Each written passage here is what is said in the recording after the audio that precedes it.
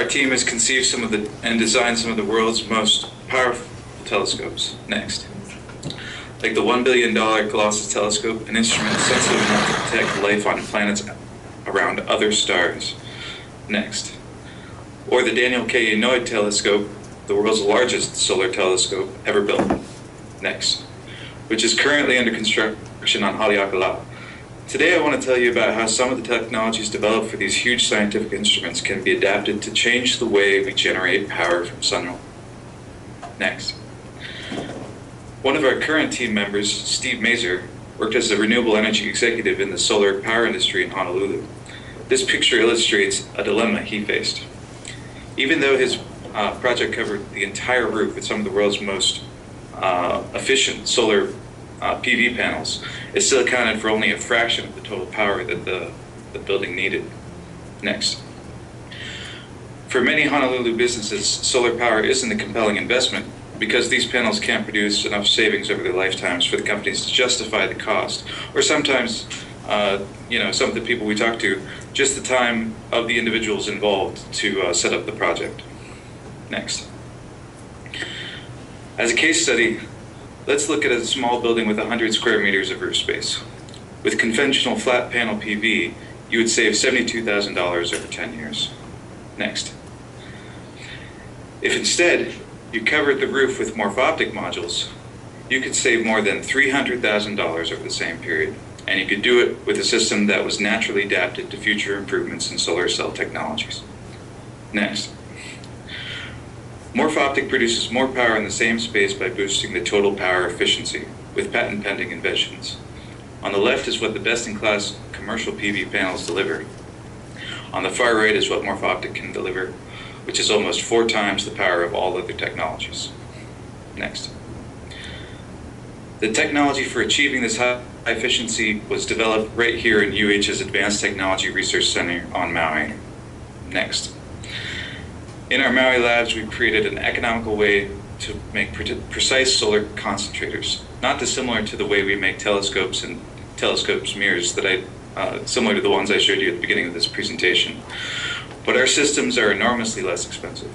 The main driver of the cost savings is a revolutionary new method of mirror fabrication. Next. We discovered an easy way to make large parabolic energy collectors from window glass that are lightweight and capable of concentrating sunlight by over 1,000 times. Next. This means we can replace a large area of photovoltaic cells, like the one on the left in a conventional PV system, with only a few square centimeters at the focus of the system on the right. What's more, it means we can afford to use PV cells with much greater efficiency, like the ones that are used in solar satellite or space satellites. Additionally, we can harvest the concentrated heat from sunlight at the same time. This is a big deal because on average, about 1/3 of the power usage of homes and businesses is for heating water. In fact, some of the customers we talked to said this number was as much as half of their total building's usage. Next. We know the business opportunity is huge, but the solar power landscape is littered with companies that have come and gone. Sabaji is an unfortunate local example of a company which couldn't compete when flat panels flooded the market a few years ago. Still, many solar businesses are flourishing right now, and we're poised to do even better because our flexible technology captures both thermal and PV power, and we're cost competitive with conventional PV. Next. The potential market is enormous. In the US alone, 600,000 megawatts, or about $18 billion worth of solar was installed in 2014, and this rate is doubling every 3 years. The global rate is proportionally larger and catching up to this curve. By being competitive on cost per watt with conventional systems, we can compete in these markets. By generating 4 times more energy than our competitors in the same roof space, we'll open up new segments that haven't been addressed until now. Next. Just in Hawaii, we'll experience $500 million worth of solar construction next year. And in fact, due to energy costs here, we're presented with a fantastic place to incubate our company. Next. After our demonstrator module is completed, we can start operating as an OEM provider and achieve megawatt scale production after 3 years.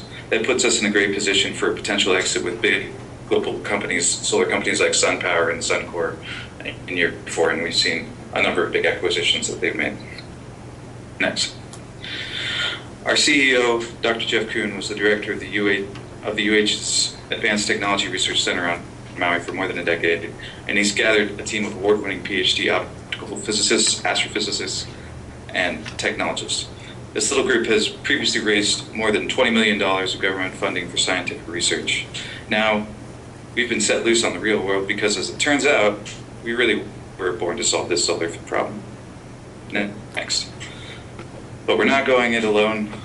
We've joined forces with a bright young solar industry executive like Steve Mazur, and some of the world's best PV receiver experts like the Fraunhofer Institute for Solar Energy in Germany. Other business agreements are in the works, and of course, we're grateful for the support of the xlr8uh program. Next. Morphoptic is looking for savvy business partners that can accelerate our hybrid concentrated solar power module to completion and help us in the Hawaii solar market. Thank you.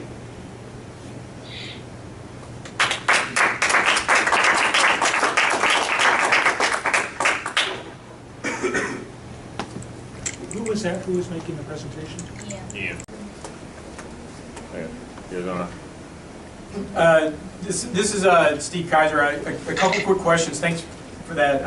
There's been a lot of other concentrated solar panel companies that use a variety of methods to concentrate light on a smaller scale, and they've all had trouble with their sensor, their solar panel actually not being able to withstand the heat, which means that the longevity of the panel itself was measured in some cases months, and certainly not in decades, which is is what you would prefer.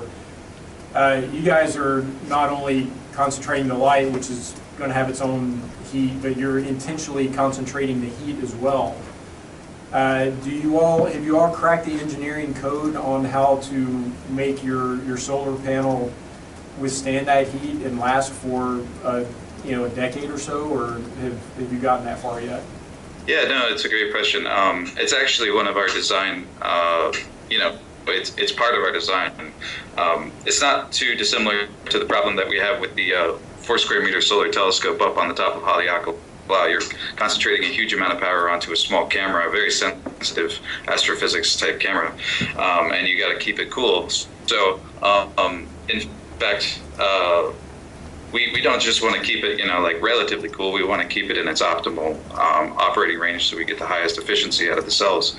So the cooling system is a huge part of it, and the idea is that not only do we keep the cells at the right temperature, but we're also able to take that heat and use it for heating water intentionally. So that's one of our big selling points, so I appreciate the question. and you've been able to miniaturize it into this thing that we're looking at. I mean, it's one thing to have a cooling system, in a facility. It's a different thing to have a very small thing that one of your selling points is it's small, so your cooling system and something as small is sufficient to do that? We have component prototypes of all of this, and with obviously with more funding we can keep it going forward. We have the designs, basically the the thermal models and everything built for the miniaturized systems. So we haven't been able to build them yet, but we have basically the component prototypes for them.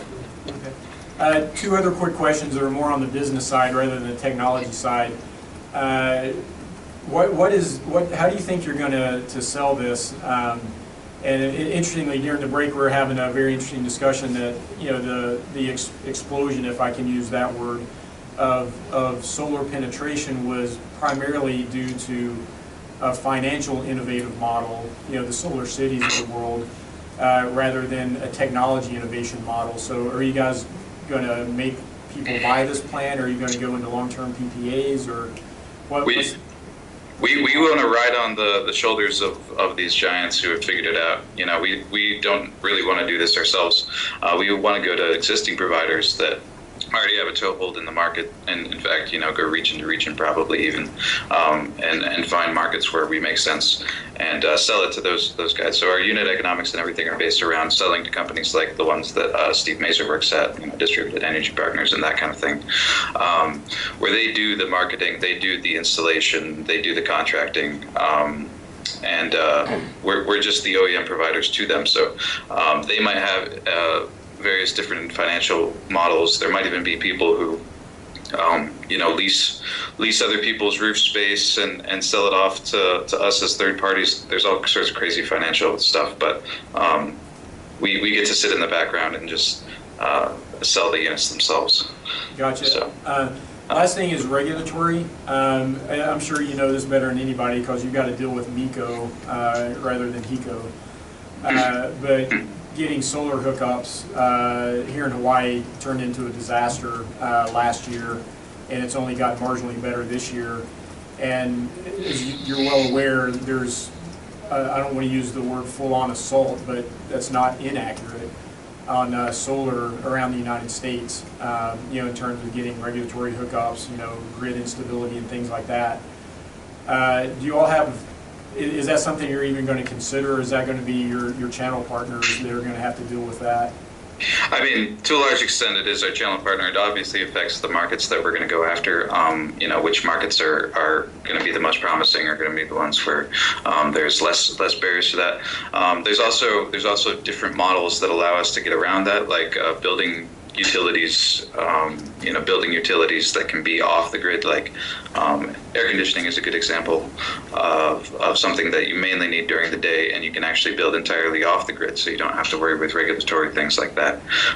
There's various ways you can get around it, and I think the proliferation of batteries, like the Tesla Powerwall, is sort of a fancy-looking example, but there's going to be a lot more of that kind of stuff, which is gonna really dull down the utilities argument for this. But I think it's mainly sort of a scaling factor for each market. Sort of goes into our how many units we can sell kind of model. It's not, luckily we get sort of buffered from that by being OEM. Okay, thank you. Thanks. Yeah, just one quick thing. You mentioned Sopogy. Of course, I guess that's in the official presentation.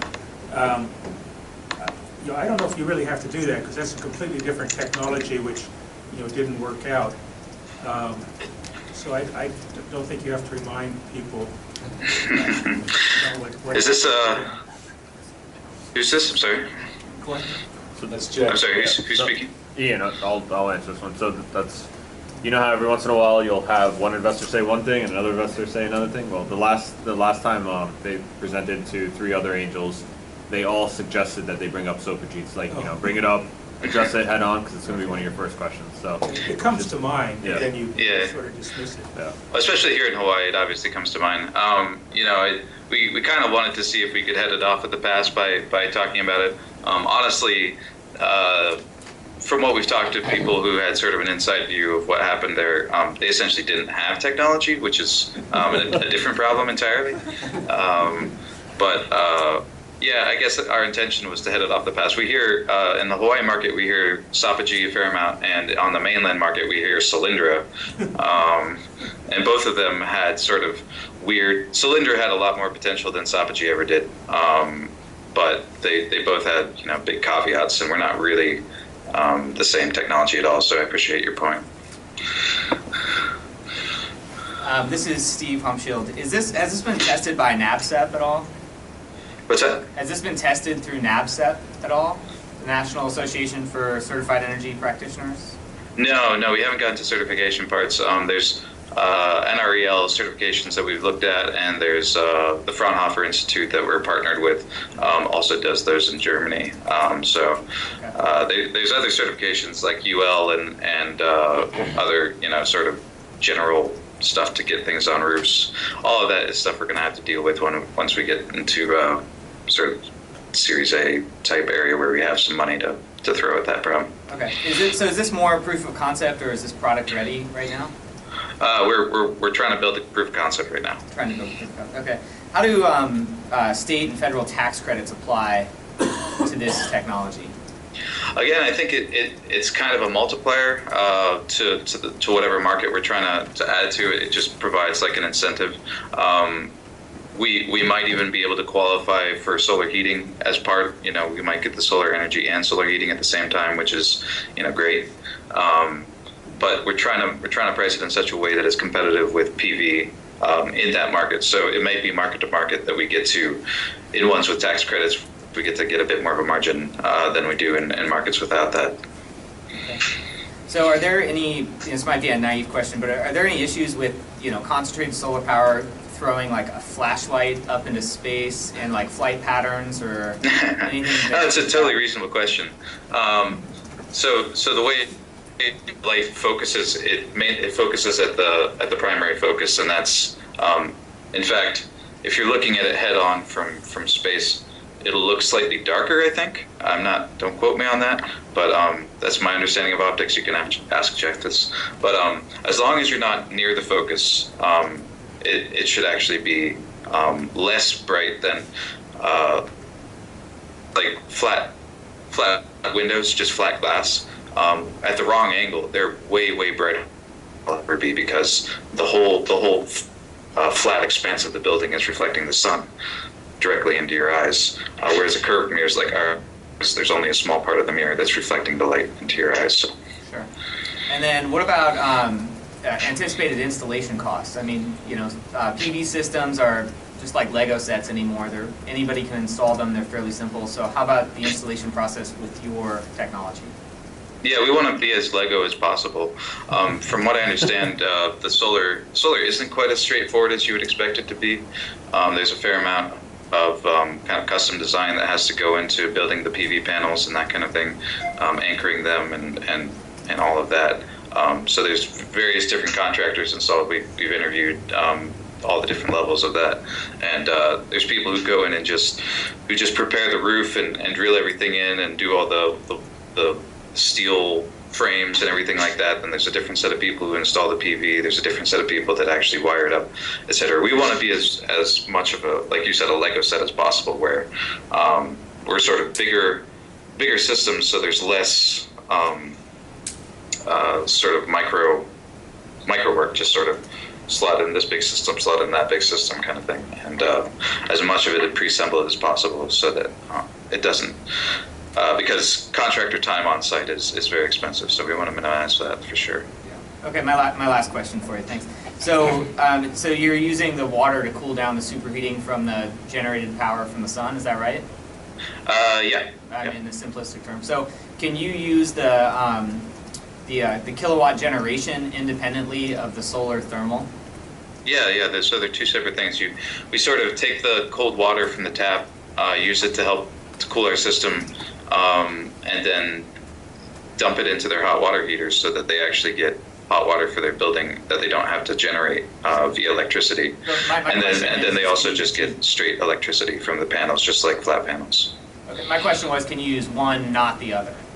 Oh, okay. Well, so that's going to require, we probably will have some motivation to design modules that are specifically just for electricity, for instance. That would mean losing some of the efficiency. Even in the electricity, we're losing some of the efficiency. So there'd probably be a market for that, and that's something certainly we can design. And then the pure thermal one is interesting for different reasons. We've actually talked to people who do hydrogen production, who are interested to see if we can get up to temperatures of like 1,000 C, which we can if we're not trying to keep the temperature regulated, and generate hydrogen power. So these mirrors actually have a lot of applications that we haven't talked about beyond solar, even communication and later astronomy, which is stuff we want to get to eventually. So there's lots of applications there. Oh, thank you.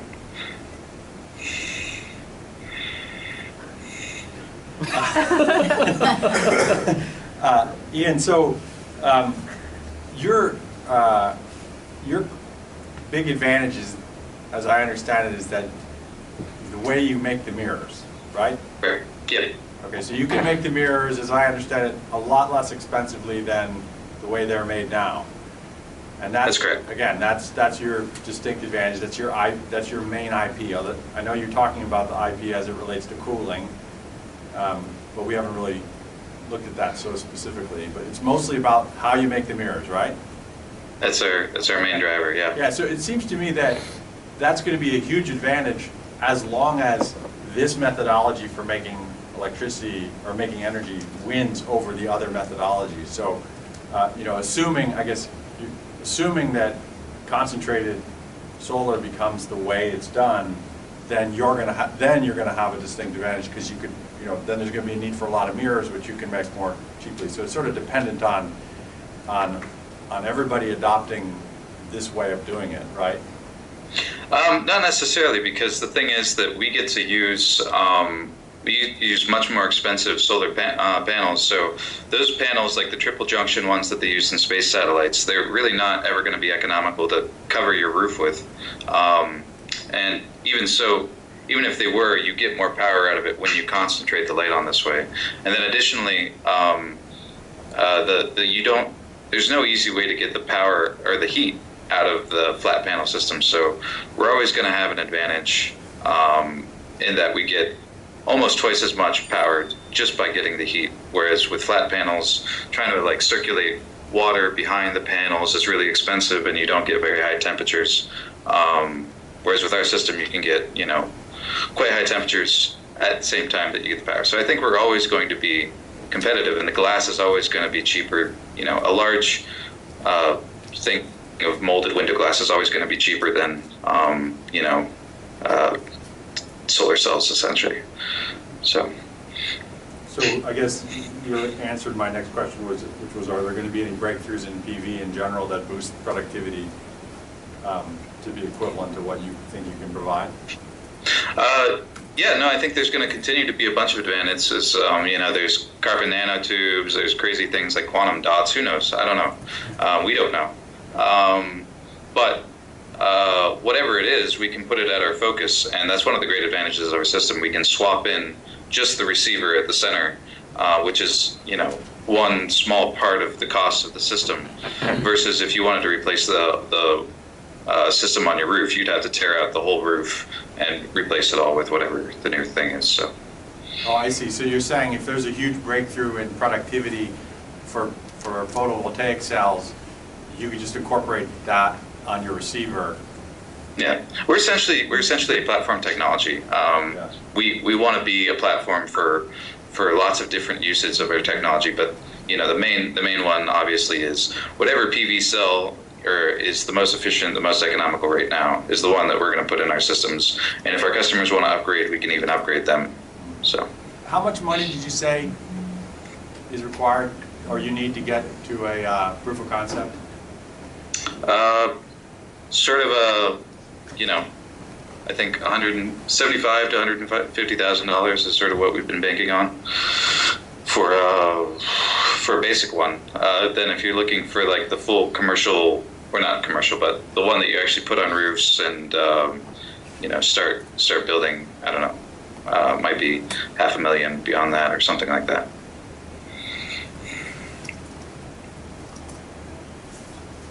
So I have a question for all of our angels, maybe more specifically the three guest ones today. But what do you think about morphoptic business model as an OEM provider? Do you think that's the way to go? Do you think they're overreaching, underreaching? I mean, what are your thoughts? And a follow-up question: what hurdles do you foresee along this path? Because in one way or another, I think you've all been involved in this type of industry before, so you might have some unique insight that they haven't actually anticipated yet. I think it's. I think OEM probably would be the way to go if they can scale that manufacturing to be able to. If this technology does prove to be superior, then if they can scale and keep up, then that's going to be a huge advantage. But they're at a huge competition against the PV, who is a global provider of people.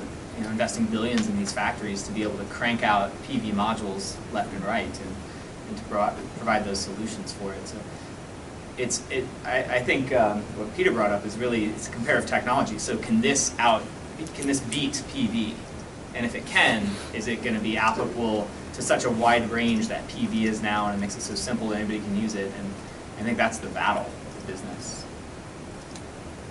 I would just address part of that.